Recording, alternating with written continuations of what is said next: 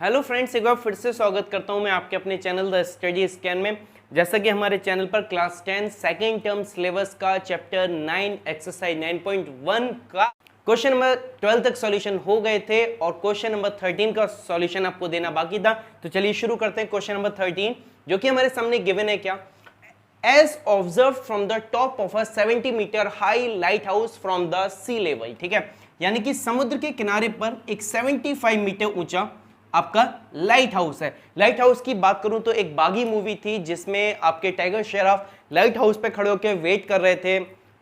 Actress का नाम मुझे नहीं पता है ना, तो वही आपका क्या है, लाइट हाउस है। ठीक है, यानी कि एक बड़ी सी समुद्र के किनारे पे एक टावर को बना देना, जहां से क्या है कि जहां से देखा जाता है आपके दो शिप्स को, यानी कि आते हुए दो जहाज को देखा जाता है। ठीक है, टू शिप, ये रहा, the angle of depression of the two ships are 30 degree and the 45 degree। कि दो शिप जो है उनका डिप्रेशन एंगल, यानी कि यहां से खड़े होकर जब नीचे देखा गया तो एक शिप हमें मिला किस पे, 45 डिग्री के एंगल पर। ठीक है, और एक मिला हमें किसका, 30 डिग्री के एंगल पर। अब देखिए, आपको लग रहा होगा कि ये जो एंगल है वो हो सकता है गलत बन गए हों, लेकिन नहीं। देखिए, जैसा कि उसने बोला है डिप्रेशन एंगल है, दैट मींस कि ये एंगल उसके यहां बनने चाहिए।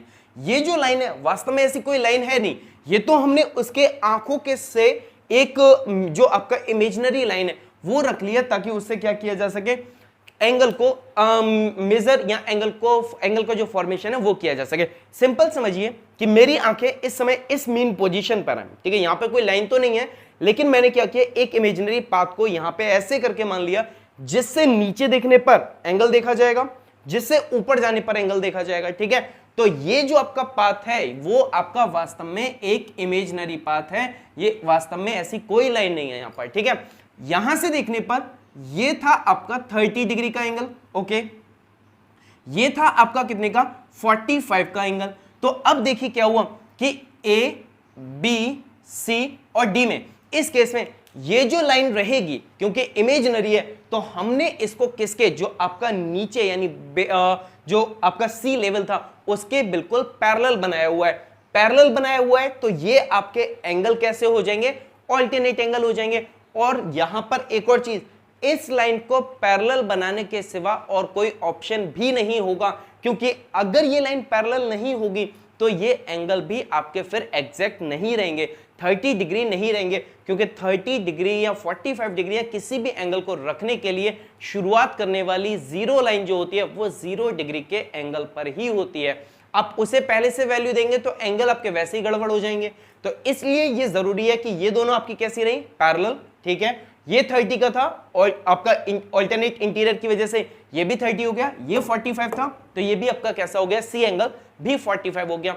ओके, अब हम सबसे पहले बेस निकालते हैं, यानी कि आपका ये एक्स पार्ट और ये वाई पार्ट, इसको निकालते हैं। ठीक है, जो कि उसने हमसे कहा है कि दोनों शिप के बीच का डिस्टेंस निकालिए, यानी कि आपका वाई पार्ट निकालना है। तो सबसे पहले आते हैं एबीसी ट्राइंगल में। Solution in triangle A B C by tan 45 degree equals to perpendicular upon base. tan 45 यानी कि 1, परपेंडिकुलर यानी कि आपका 75, बेस यानी कि आपका x को क्रॉस किया तो x इक्वल्स टू हो गया आपका 75 मीटर, यानी कि ये डिस्टेंस भी आपका निकला है कितना, 75 मीटर। BC आपका आ गया कितना, 75। ओके, अब आते हैं ए बी डी पूरे ट्राइंगल में।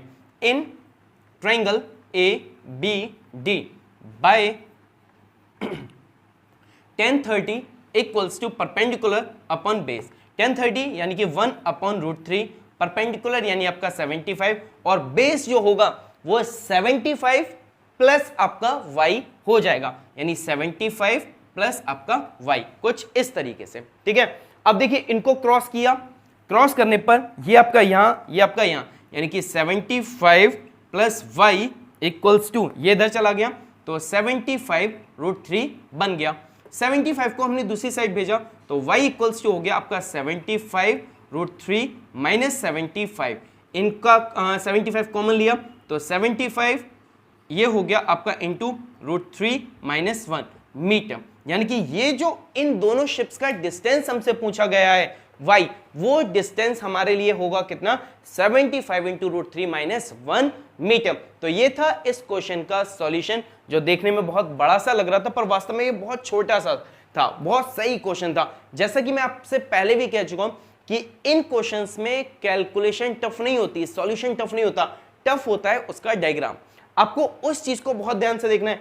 अगर ये एंगल भी आगे पीछे हो गए, ये 75 भी इधर उधर हो गया, तो पूरा सॉल्यूशन गलत हो जाएगा और आपको पता भी नहीं चलेगा, क्योंकि स्टेप सारी ऐसे ही होंगी, आंसर भी निकल कर आएगा पर वो सही नहीं होगा।